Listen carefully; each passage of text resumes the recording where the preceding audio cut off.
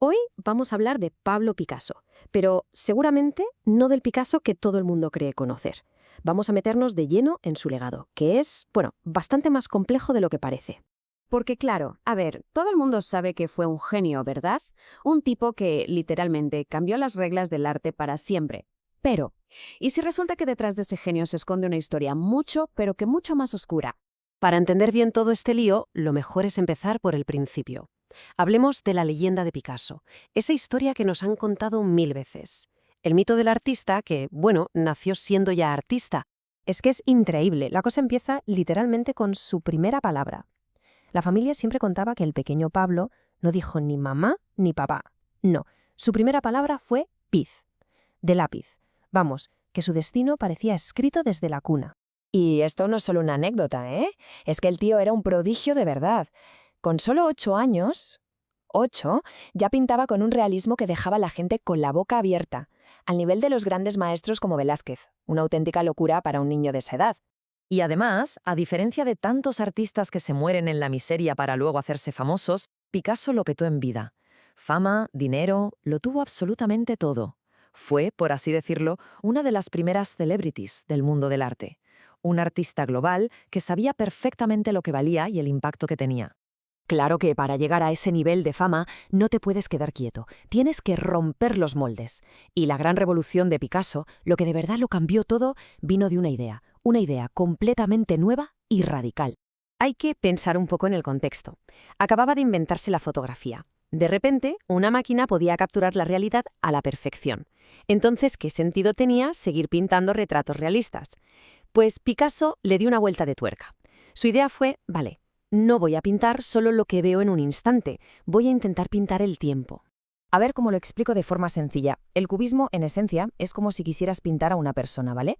Pues primero le pintas la nariz de frente, luego te mueves a un lado y le pintas el pelo de perfil, después te vas para atrás y pintas su espalda, y al final, ¡pum!, lo juntas todo en el mismo lienzo.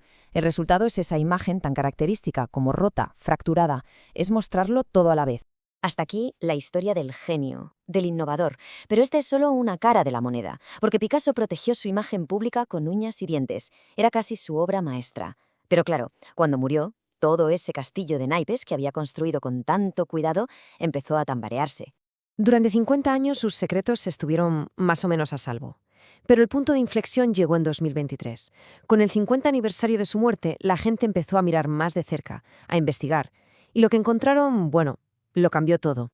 Y lo que salió a la luz no fue nada bonito, la verdad. Empezaron a llover acusaciones de todo tipo, que se había robado esculturas del Louvre, que varias de sus parejas y amantes lo describieron como un maltratador. Se habla de palizas, incluso una de ellas afirmó que le llegó a pagar cigarrillos en la espalda. El retrato que surgió fue el de un hombre cruel, manipulador y controlador, con consecuencias devastadoras. Y ojo, porque el daño no se acabó cuando él murió. El caos que generó a su alrededor continuó durante años. Su expareja, Jacqueline Roch, se suicidó. Un año después, su nieto, Pablito, también se quitó la vida. Y unos años más tarde, otra de sus examantes, Marie-Thérèse Walter, se ahorcó. Es una estela de tragedia que, la verdad, pone los pelos de punta. Y aquí es donde la cosa se pone realmente difícil. ¿Qué hacemos con todo esto? ¿Cómo se puede admirar el arte de alguien que por lo visto fue una persona horrible? ¿Cómo reconciliamos estas dos partes? Pues curiosamente la respuesta podría estar en su propia obra de arte. Está documentado que su arte era un reflejo directo de sus relaciones. Cuando estaba enamorado de una mujer, sus retratos eran de una manera. Pero a medida que ese amor se iba apagando, los retratos se volvían cada vez más distorsionados, más monstruosos. Su lienzo era, literalmente, un diario de sus emociones. Así que aquí los tenemos, los dos Picassos, uno frente al otro. Por un lado, el artista, el niño prodigio, el revolucionario, el creador del cubismo, una estrella mundial. Y por otro, el hombre, egocéntrico, manipulador, maltratador y, por cierto, muy supersticioso. Es una dualidad brutal.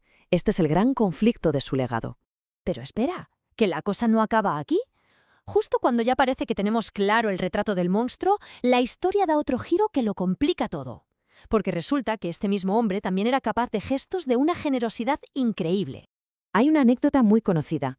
Un día lo fue a visitar el hijo de un viejo amigo que estaba ahogado por las deudas. Picasso, al parecer, se conmovió hasta las lágrimas.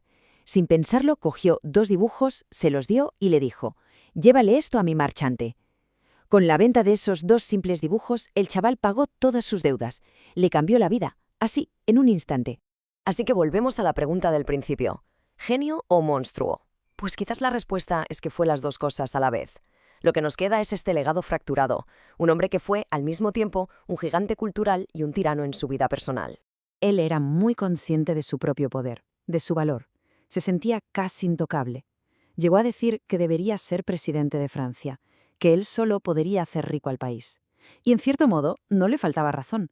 Se cuenta que una vez cogió un billete, le hizo un pequeño dibujo y solo con eso su valor se multiplicó por 1000. Al final, toda su vida, toda su obra, nos deja con esta pregunta que sigue encima de la mesa y que, sinceramente, no tiene una respuesta fácil y sigue generando debate hoy en día. ¿Se puede o incluso se debe separar la obra del artista? Ahí queda eso.